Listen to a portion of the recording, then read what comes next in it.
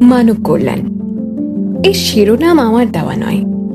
আমাদের প্রচলিত ধারণা আর চলতি কথায় মানব কল্যাণ কথাটা অনেকখানি সস্তা আর মামুলি অর্থে ব্যবহৃত হয়ে থাকে।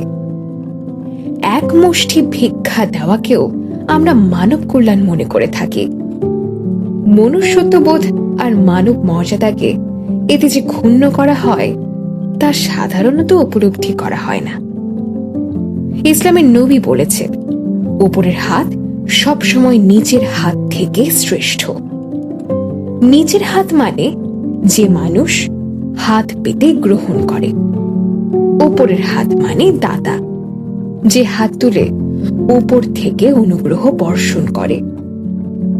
দান বা ভিক্ষা গ্রহণকারীর দীনতা তার সর্ব অবয়বে কিভাবে প্রতিফলিত হয় তার বীভৎস দৃশ্য কার না নজরে পড়েছে।